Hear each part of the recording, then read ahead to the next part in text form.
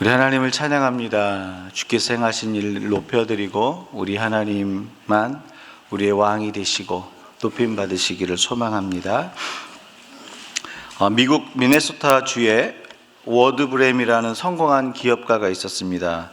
오늘 주일날 아침에 예배가 끝난 뒤에 목사님이 브램에게 찾아가서 요청을 합니다. 아프리카 단기 선교에 갈 의향이 있냐라고, 같이 가자고 요청을 합니다. 브램은 거절했어요. 그러자 목사님이 다시 브램에게 요청합니다. 그럼 다시 한번 기도 한번 해보라고, 기도하고 다시 한번 아프리카 단기 선교 가는 걸 한번 생각해 보라고. 그랬더니 브램이 이렇게 얘기합니다. 정 그렇다면 목사님이 저를 위해서 기도해 주세요 라고 소극적인 반응으로 말을 합니다. 하지만 브램은요 견딜 수가 없었어요. 왜냐하면 목사님이 계속 만날 때마다 간청을 하는 거예요. 아프리카 가자고, 단기 선교 가자고 계속 요청하는 거예요. 그 설득에 못 이겨서 2달 후에 아프리카 열흘 동안 단기 선교를 가게 됩니다. 아프리카 땅에 발을 딱 내딛는 순간부터 브램의 운명은, 그 인생은 달라지게 됐어요. 아프리카 딱 도착하니까요, 에티오피아에서 기근으로 죽는 수많은 사람을 보게 됐어요. 우간다에서 에이즈로 죽는 수많은 사람들을 보게 됩니다. 브램은 자기가 몰랐던 아프리카에 벌어지는 그 비극, 그리고 지구촌 여기저기에서 벌어지는 그 비극을 보면서 내가 무엇인가를 해야겠다, 그냥 나만을 위해서 이렇게 사는 건 아니다 라고 생각을 하고 그때부터 주님의 일에 헌신을 하며 주님께 자기를 드립니다. 그러면서 이런 간증을 해요. 하나님은 주님의 일에 관심을 갖게 만드는 방법이 있습니다. 하나님의 일에 관심을 갖도록 사람들에게 작은 돌멩이와 같은 문제를 던져주신대요. 봉수야, 내 일에 관심 좀 가져봐. 그리고서 처음에는 삶의 현장 가운데 작은 문제와 같은 돌멩이를 던진대요. 근데 맞았는데도 그걸 제가 못 알아들으면 이제 그런다는 거죠. 그래? 요번에 조금 더 큰 돌멩이를 던지신대요. 딱 던져서, 봉수야, 내 일에 좀 관심 좀 가져봐. 더 큰 돌멩이를 맞았는데 관심을 안 가져요. 아팠는데도 관심을 안 갖는 거잖아요. 그 다음에 뭐 하는 줄 아세요? 브램이 그러는 거예요. 그 다음엔 하나님께서 벽돌을 던지십니다. 그래서 벽돌을 던진대. 그러면서 이 브램이라는 사람이 이렇게 얘기를 해요. 하나님이 나에게 던지신 벽돌은 아프리카였습니다. 제가 그 벽돌을 맞고 주님의 일에 관심을 갖게 되었습니다 라고 얘기를 하는 거예요. 여러분, 하나님께서 이렇게 우리의 삶의 현장 가운데 문제의 벽돌을 던지실 때에 그 벽돌을 대하는 태도가 사람마다 달라요. 어떤 사람은 하나님이 삶의 현장 가운데 일어나는 그 문제의 벽돌을 던졌을 때 원망과 불평을 하면서 그 벽돌을 머리로 받아요. 여러분, 벽돌을 머리로 받으면 어떻게 됩니까? 피가 나죠. 머리가 깨지고 힘든 거예요. 하나님, 저는 제가 살고 싶은 대로 살기 원합니다. 하나님, 제가 원하는 방법대로 갈 거예요. 하나님, 이 문제는 뭐죠? 이거 왜 주신 거예요? 하나님 나 안 사랑하시죠? 그래요, 하나님 내 기도를 들어주신 적이 없어요. 마음대로 하세요. 그러면서 머리로 받는 거예요. 다시 한번 질문을 드립니다. 머리로 벽돌을 받으면 누가 깨질까요? 벽돌이 깨지는 분 계세요 혹시? 머리가 깨지죠, 머리가. 근데 어떤 사람은요, 하나님이 삶의 문제의 벽돌을 딱 던지잖아요. 하나님 패스! 그러면서 그 벽돌을 받아서 믿음의 집을 짓는 사람이 있어요. 어떤 사람은 하나님 벽돌을 던지실 때 머리로 받아서 삶이 깨지고 관계가 깨지고 감정이 깨지고 삶이 힘들어지는데, 어떤 사람은 하나님이 벽돌을 던지실 때 그 벽돌을 받아서 믿음의 집을 짓는 사람이 있다라는 거죠. 저와 여러분은 어디에 속한 사람입니까? 하나님이 던지시는 그 벽돌을 가지고 내가 머리로 받는 사람이에요? 아니면 믿음의 집을 짓는 사람입니까? 여기에 오늘 답하며 우리의 말씀을 나누기 원합니다. 특별히 오늘 말씀에는 여호수아, 말씀에 나오는 여호수아는 하나님이 던져주시는 문제의 벽돌로 믿음의 집을 쌓은 사람이었어요. 그렇다면 여호수아는 인생 가운데 일어나는 문제를 가지고 어떻게 믿음의 벽돌을 쌓았을까요? 여러분, 인생 가운데 크고 작은 문제들이 있죠. 저만 있습니까? 크고 작은 문제들이 있어요. 그 크고 작은 문제의 그 벽돌을 가지고, 그 문제를 가지고 어떻게 믿음의 집을 쌓냐라는 거죠. 우리 2절, 3절, 4절 초반, 20절 초반입니다. 같이 읽습니다. 북쪽 산지와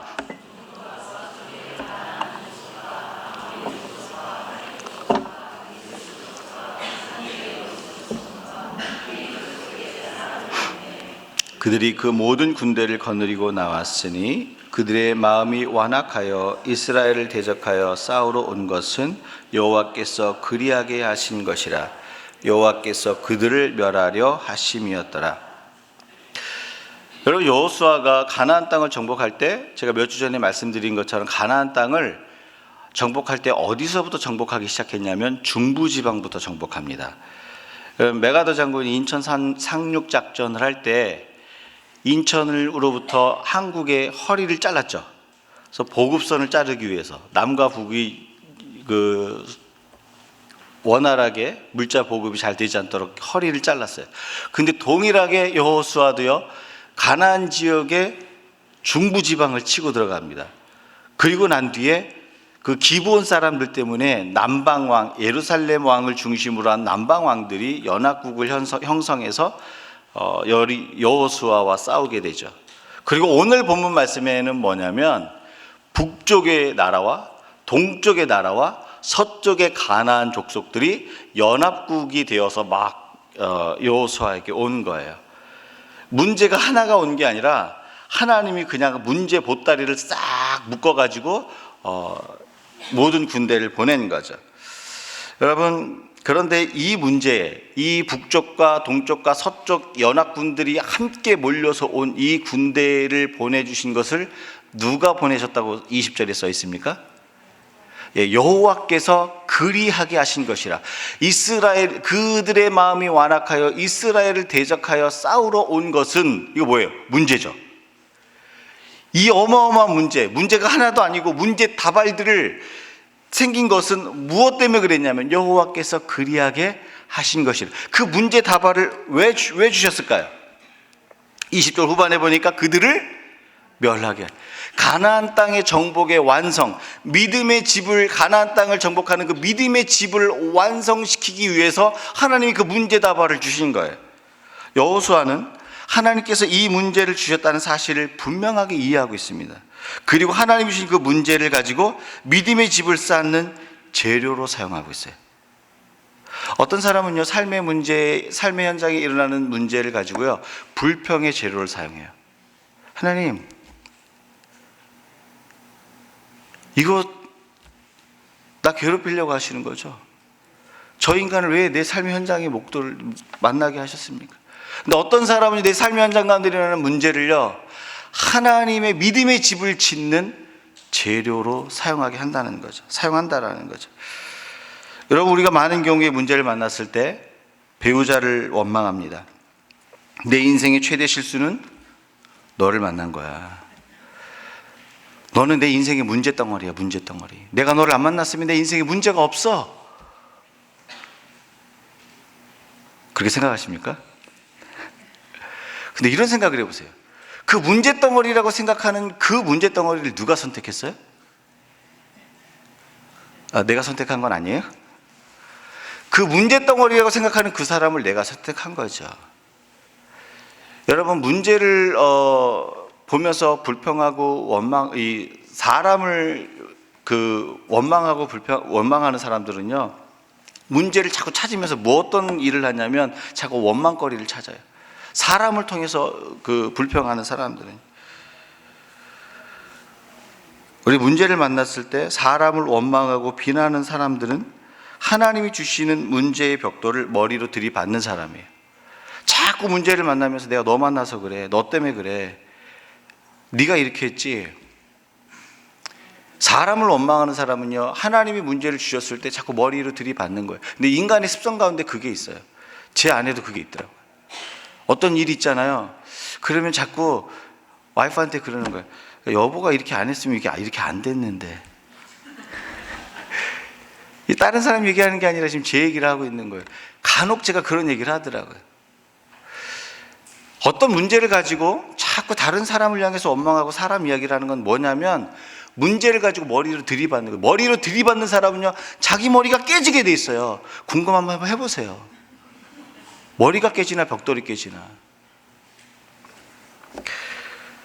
근데 여러분, 문제를 주신 존재가 하나님이라는 사실을 이해하게 되면 문제를 문제로 보지 않고 그 문제가 하나님이 나타나실 통로가 되는 거예요. 그 문제는 믿음의 집을 짓는 재료가 되는 거예요. 여러분 믿으세요? 따라서 삶의 문제를 통해 믿음의 집을 짓는 사람은 삶의 문제를 믿음의 집을 짓는 재료로 사용합니다. 삶에 일어난 문제를 문제로 보지 않고 믿음의 집을 짓는 재료로 본다라는 건 뭐가 되냐면 영적인 패러다임 시프트가 일어나는 거예요, 여러분. 성경적인 표현으로 하면 영적인 시각이 열린 거예요. 패러다임 시프트가 일어나야 삶의 문제가 믿음의 집을 지을 수 있는 재료로 보이는 거예요. 패러다임 시프트가 안 일어나잖아. 여전히 문제는 불평의 재료예요. 그런데 영적인 패러다임 시프트가 일어나잖아요. 똑같은 문제, 아니 더 힘든 문제가 일어났는데 불평의 재료가 아니라 믿음의 집을 짓는 재료가 된다는 거죠. 하나님이 저와 여러분과 오늘 물어보고 계세요. 삶의 현장 가운데서 일어나는 여러 가지 어려운 문제가 있어요. 그게 불평의 재료로 지금 사용되고 있습니까? 믿음의 집을 짓는 재료로 사용되고 있습니까? 여기 하나님께 답하셔야 돼요. 하나님, 저는 저 사람 만나서 제 인생이 이렇게 꼬였어요. 하나님, 저는 저 선생님 만나서 요 원어 그룹에 다니는 12학년들 있잖아요. 제가 저 영어 선생님 만나서 영어 점수가 안 나와. 이거 공통적인 고백이거든요. 맞을 수 있어요. 근데 그것도요, 믿음의 집을 짓는 재료가 될 수 있어요. 이건 제 아들 고백이거든요. 아빠, 너무 힘들어, 그 선생님. 네가 대학 들어가서 공부할 때 그 선생님 때문에 기뻐할 날이 있을 거다.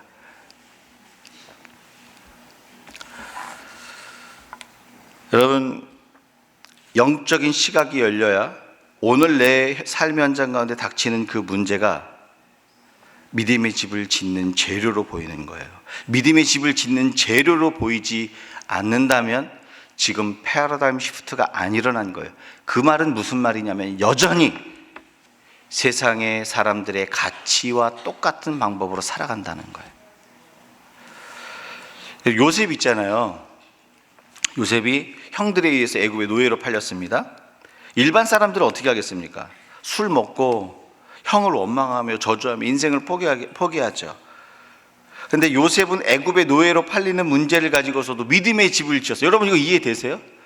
형이 나를 노예로 팔았어. 형이 나를 팔아먹은 거예요, 돈 주고.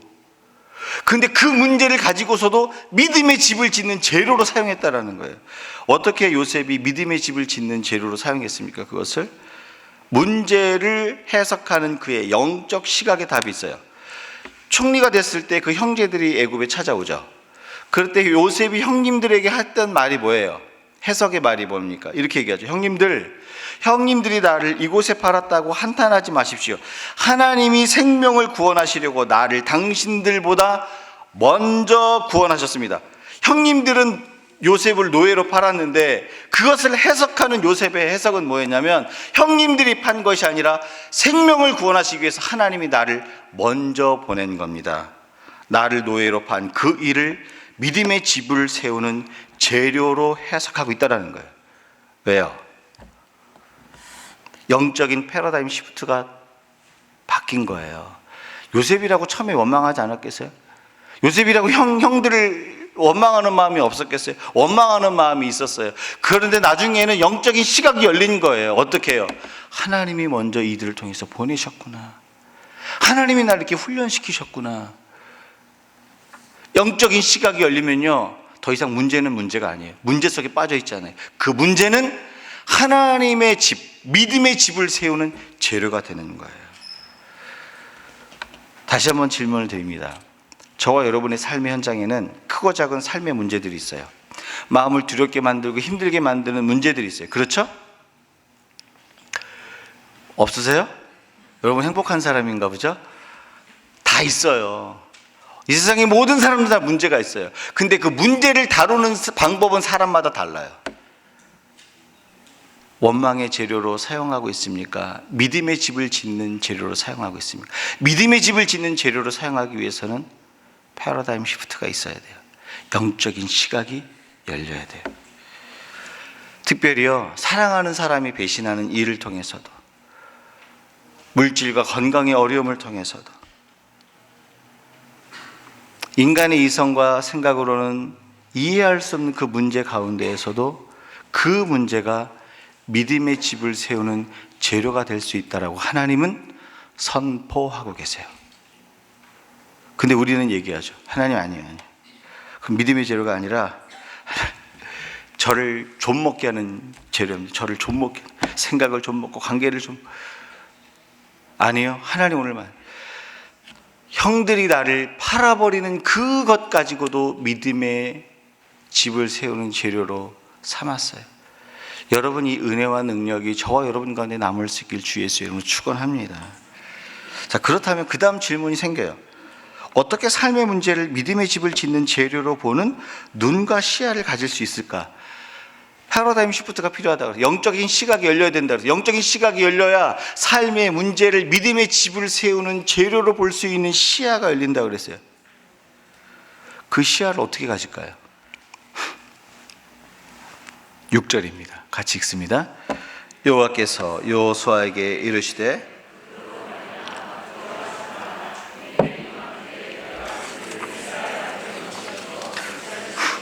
너는 그들의 말 뒷발의 힘줄을 끊고 그들의 병거를 불사르라 하시니라. 하나님께서 여호수아에게 북쪽, 동쪽, 서쪽의 가나안 왕들을 한꺼번에 보내셨어요. 그렇죠? 아까 나눴죠? 이거 무슨 얘기입니까? 문제를 한 보따리 준 거예요. 문제를 하나만 준 게 아니라 여호수아야, 봉수야, 문제를 내가 한 보따리 줄게. 자녀 문제, 무슨 문제를 한 보따리 준 거예요.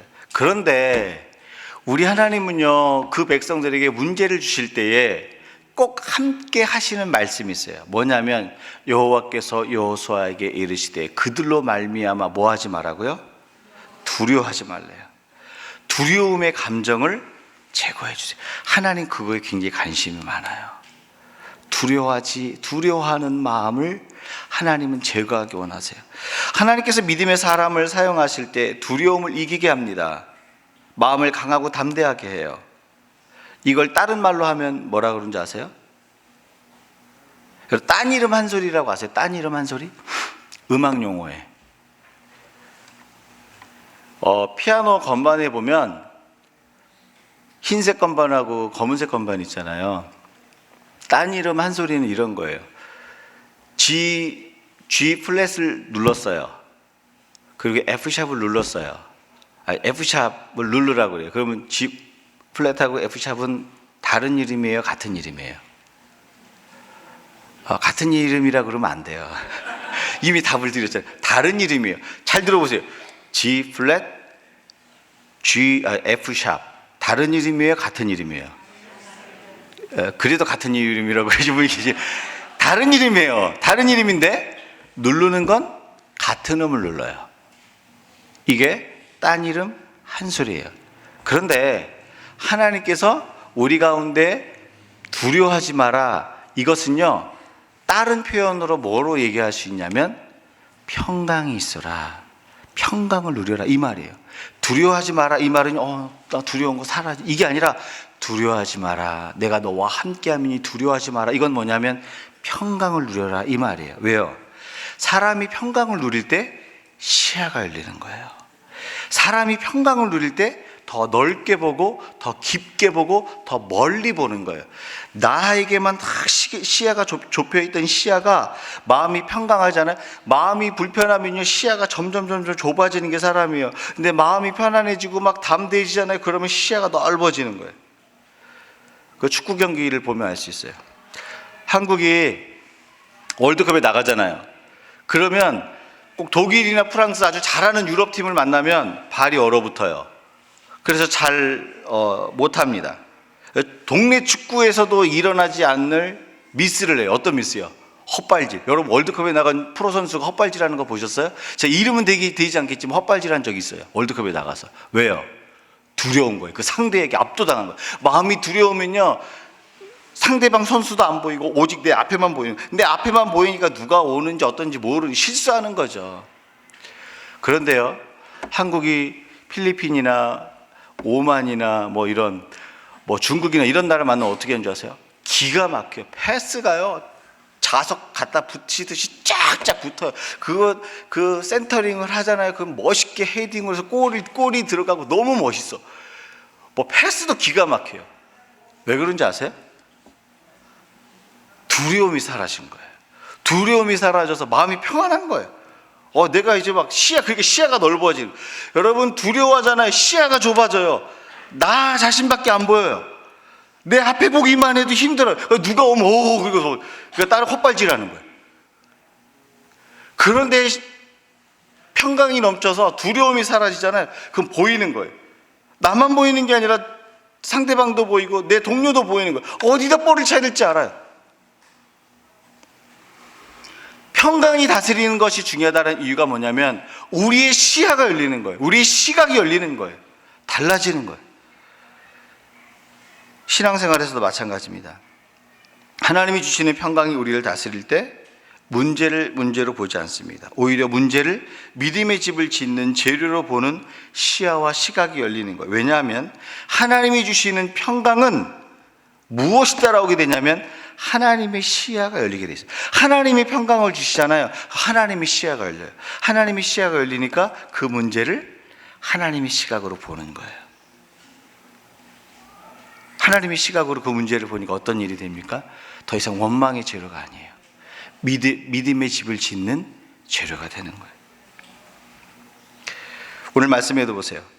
하나님께서 여호수아에게 뭐라고 얘기했냐면 가서 그들을 너 앞에 넘겨주리니 그들을 몰살시킬 때에 말 뒷발의 힘줄을 끊고 그들의 병거를 불사를. 하나님께서 두려워하지 마라. 그리고 그 여호수아의 두려움을 싹 제거했어요. 두려움의 딴 이름 한 소리는 뭐라 그랬죠? 평강. 하나님이 평강을 주시니까 전쟁을 바라보는 그 수많은 군대가 막 해변에 모래같이 몰려있는 그 수많은 군대를 바라보면서 시각이 열려요. 어떻게 해요? 가서 말 뒷발에 힘줄을 끊고 그들의 병거를 불사리. 여러분, 전쟁에서 나 살기 바쁜 사람이, 내 생명 살려고 급급한 사람이 가서 적군의 말의 뒷발에 힘줄을 끊겠습니까? 사람을 죽이면요, 말 탄 사람을 죽이면요, 다른 사람이 또 올라타는 거예요. 근데 말 뒷발에 힘줄을 끊잖아요. 다음 사람이 못 하는 거예요. 옛날의 말은요, 오늘날 전투에서 얘기하면요, 전차예요, 전차.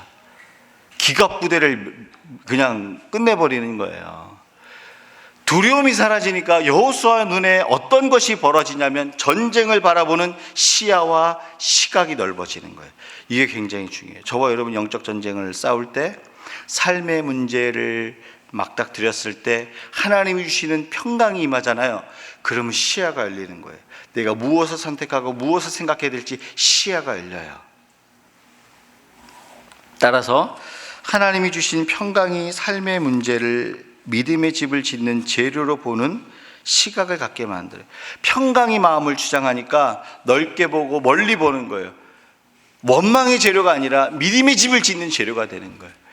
사랑하는 여러분, 그래서 평강의 옷을 입는 게 은혜예요. 구하셔야 돼. 하나님, 제가 평강의 옷을 입게 하여 주옵소서. 우리 복음성가에도 그런 가사가 있잖아요. 평강의 옷을 입습니다. 노래를 부르려고 하니까 갑자기 음이 생각이 안 나. 가사는 생각이 안 나. 생각은 나는. 평강의 옷을 입습니다라고 노래하는 그 가사가 있잖아요. 평강의 나를 주장할 때 넓은 시야를 갖게 되는 좋은 예가 아이를 키우는 엄마를 통해서 볼 수 있어요. 여러분, 엄마가 마음이 기쁘고 막 평강이 넘쳐요. 그때는요, 아이가 식탁에서 물을 먹거나 음료수를 먹을 때 이렇게 막 흘리잖아요. 그러면 엄마가 뭐라는 줄 알아서 괜찮아, 닦으면 돼, 조심하지 그랬어. 평강이 있을 때는 어떤 짓을 해도 그 아이는 내 아이예요. 내가 낳은 내 새끼예요. 평강이 있을 때는. 그런데 평강이 없고 기쁨이 없을 때 아이가 식탁에서 물을 흘리면 어떻게 앉으세요? 벌써 눈꼬리부터 올라가요. 딱 쳐다보면서 너 입에 구멍 났니? 왜 질질 흘려? 지 아빠 닮아가지고. 마음에 평강과 기쁨이 없으면 아이의 실수는 곧 아빠의 실수가 돼요. 아빠 옆에 없는데 아빠의 실수가 돼. 물은 애가 흘렸는데 아빠가 실수. 여러분, 평강이 없으면요, 내가 경험하고 있는 감정의 폭으로 시야가 좁아지는 거예요. 이게 굉장히 중요해요. 평강이 없잖아요. 내 감정의 폭이 점점 좁아집니다. 조금 전에 내가 내 배로 낳은 내 새끼였다가 감정의 폭이 좁아지잖아요. 그러면 남편 자식이 돼요. 동의하는 웃음이시죠? 여러분, 마찬가지예요. 평강으로, 우리 하나님이 주신 평강으로 옷을 입고 그 시야가 넓어지잖아요. 그러면 내가 현재 맞닥뜨리고 있는 그 문제가 다르게 보여요. 시각이 열려요. 아, 오히려 이것을 통해서 내가 믿음의 집을 짓는 재료가 되겠구나.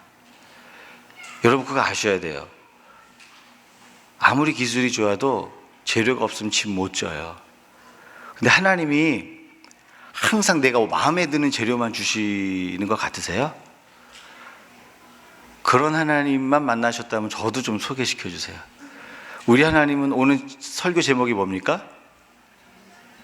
문제를 던지신 하나님. 문제의 벽돌을 던지시는 하나님이. 문제의 벽돌을 던지실 때는 어떻게 하시겠어요? 머리로 받으시겠어요? 아니에요. 하나님 빨리 패스. 그거는 믿음의 집을 짓는 재료라는 거죠. 평강이 있을 때 이게 보여요. 평강이. 그 하나님이 주시는 평강으로 옷 입기를 주님의 이름으로 축원합니다. 근데 이 평강은요, 주님을 찾는 자들에게 주시는 은혜예요.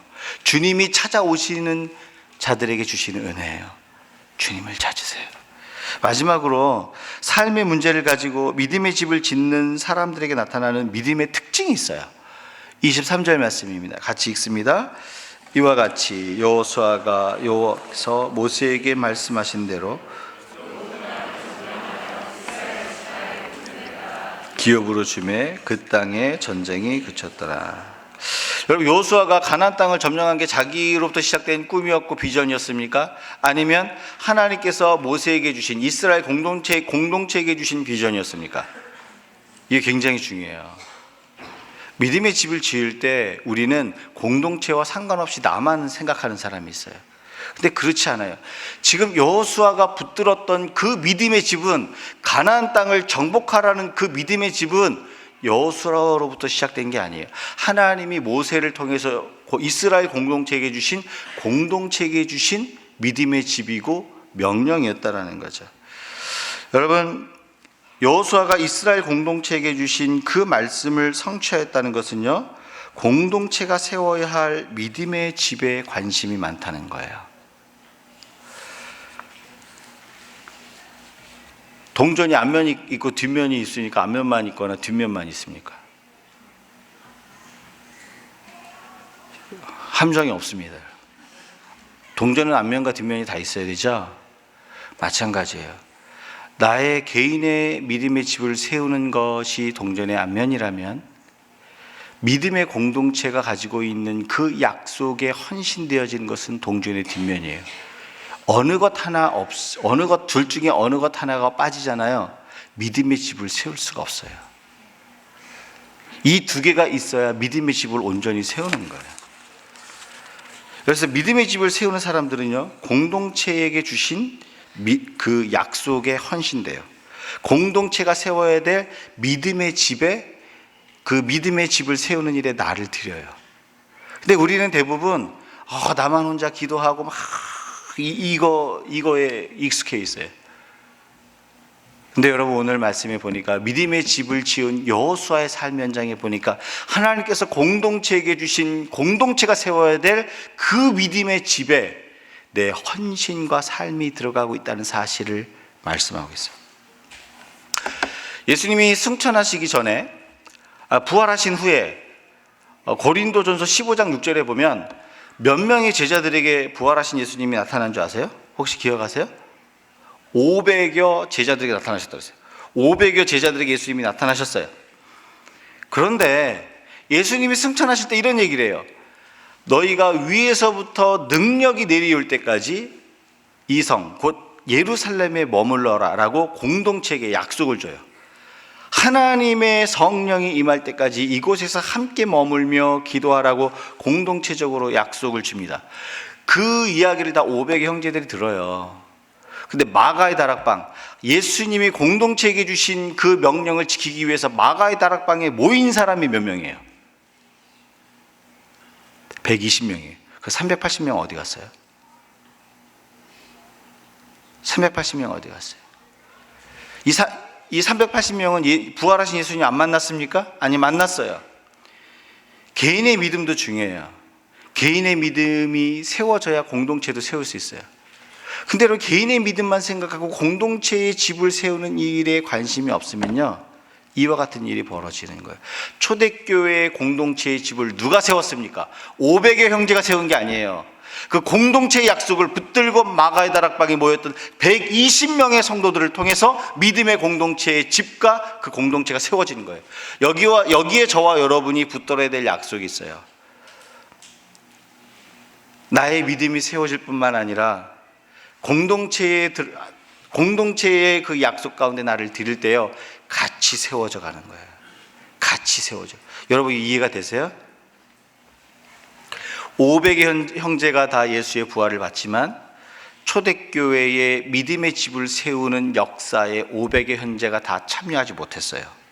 120여 형제만 참여했어요. 왜요? 내가 만난 그 예수가 믿음의 공동체를 세우는 그 일에 나를 드렸다라는 거예요. 여러분, 그래서요, 하나님이 이 땅 가운데 개인적으로 맡겨주신 그 삶에 나를 드리는 것도 중요하지만 공동체를 위해서 하나님 나에게 보여주시고 나에게 주신 은사를 가지고 드리는 게 중요한 거예요. 따라서 삶의 문제를 가지고 믿음의 집을 짓는 사람들은 공동체에게 주신 약속의 말씀에 헌신하는 특징이 있습니다. 여러분, 저희 교회 공동체에게 주신 약속의 말씀이 있어요. 이 말씀하고 말씀 마치겠는데요. 저희가 2018년 하나님이 저희 공동체에 주신 말씀이 뭡니까? 모든 육체가 하나님의 영광을, 주의 영광을 보리라. 그 약속의 말씀 우리 붙들고 기도했잖아요. 그랬더니 미스바 우리 성회를 통해서 성령께서 오시고 은혜를 경험하는 그 큰 일들이, 영광을 경험했어요. 또 작년 연말에는 새 성전을 계약하는 말도 안 되는 방법과 하나님이 놀라운 그 기적으로 이 일을 보게 되는 영광을 누렸어요. 2019년에 하나님 공동체에 주신 약속은 뭡니까? 보라, 새 것이 되었도다. 그 말씀과 같이 우리 심령을 새롭게 하셔. 하나님의 역사를 보면서 심령이 새로워지고 또 새로운 성전을 주시며 새롭게 하셨어요. 그리고 새 성전을 들어오면서 주님이 지난주와 계속 저희 가운데 주신 말씀, 공동체에게 주신 약속의 말씀이 뭡니까? 나의 눈과 마음이 항상 여기에 있으리라. 그 왜 하셨을까요? 여러분, 하나님의 부를 구하는 기도의 자리에 나오세요. 하나님의 부를 구하는 기도하는 공동체가 되세요. 공동체가 함께 그 약속 붙들면서 갔을 때에 그것을 우리는 다 봤어요. 그 은혜의 역사에 동참하세요. 부를 구하세요. 부를 구하는 기도자가 되세요. 사랑의 불, 믿음의 불, 기도의 불, 헌신의 불, 진리를 추구하는 불, 하나님 말씀 아니면 살 수 없는, 말씀으로 배부르고자 하는 영적 목마름을 가지고 있는 그 불,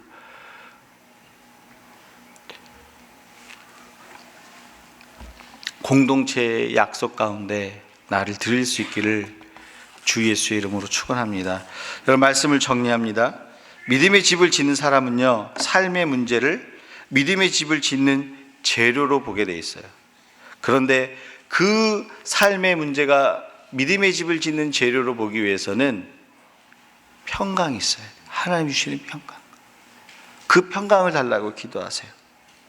그리고 공동체의 약속에 나를 드리세요. 하나님을 보게 됩니다. 오늘 말씀을 기억하면서